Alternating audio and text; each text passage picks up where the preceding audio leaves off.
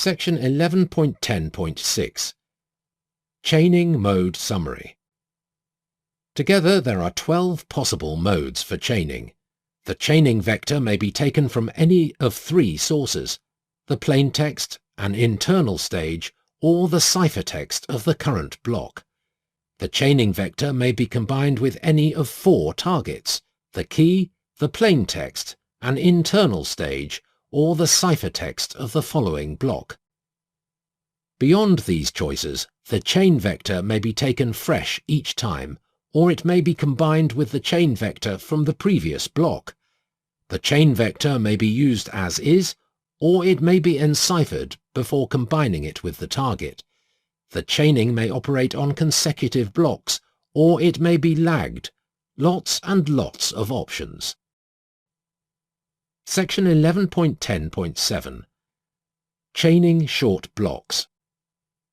When the last block in the message is short, and you use the overlap method, section 11.2.4, for handling short blocks, it is not clear how to chain the overlapped block. The solution is to chain from 2 blocks back. If there are n blocks, the chain vectors from block n-2 are used for both block n-1 and block n. Section 11.10.8 Chaining Variable Length Blocks. One last issue needs to be covered before we leave the topic of block chaining, namely variable block sizes. I suggest that the chain vector be kept at a fixed length. If the length L of the message block is less than the length of the chain vector, combine the first L bytes of the chain vector with the message block. Replace those L bytes of the chain vector, leaving the remainder unchanged. For example, if the chain vector is 1, 2, 3, 4, 5, 6, 7, 8, 9, 0, and the block is sample, combine 1, 2, 3, 4, 5, 6 with sample. If this yields ZQM W+, then the block becomes ZQM W+, and the chain vector becomes ZQM W+7890. If the chain vector is shorter than the message block, extend the chain vector for this block with as many copies of itself as needed. For example, if the chain vector is 1, 2, 3, 4, 5, 6, and the block is convention, combine 1, 2, 3, 4, 5, 6, 1, 2, 3, 4 with convention.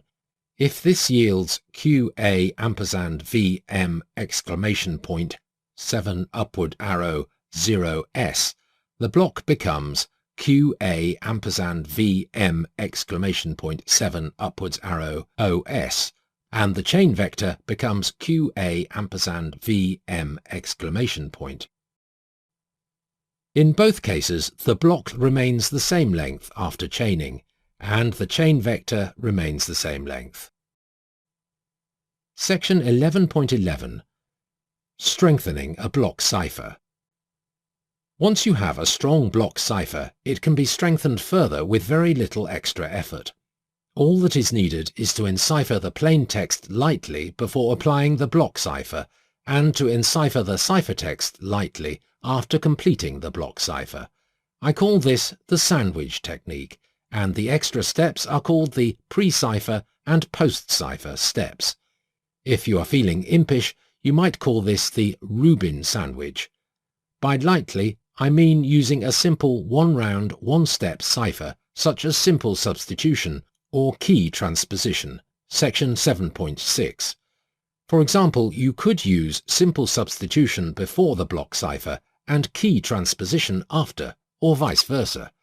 A stronger but faster option is to treat the first 8 bytes of the block as two 32-bit integers, and multiply each integer by an odd multiplier in the range 3 to 2 to the power 32 minus 1 modulo 2 to the power 32.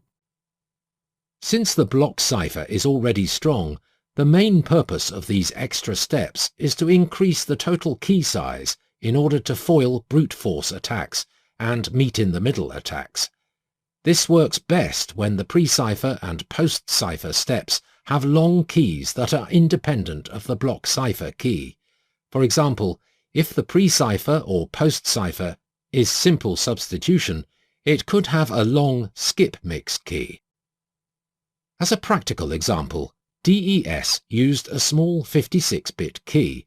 If you added simple substitution pre-cipher and post-cipher steps, each with an independent 64-bit mixing key, that would bring the total key size to 184 bits.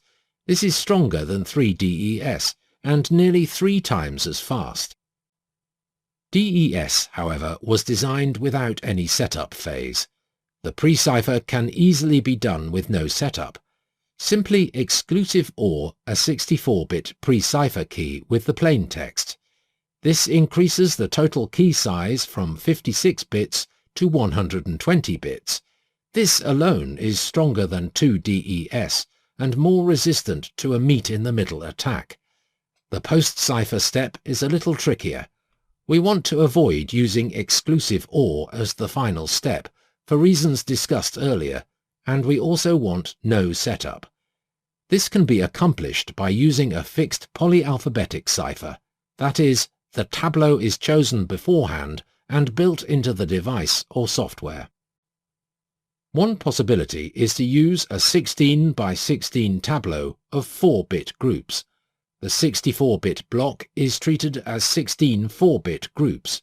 Each 4-bit group is enciphered using 4 bits of the 64-bit post-cipher key.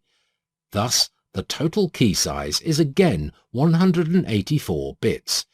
This is also stronger than 3DES and nearly 3 times as fast. The reason this works is that DES is itself strong enough so that the only practical attack is brute force. Adding an extra 128 bits to the key makes brute force infeasible.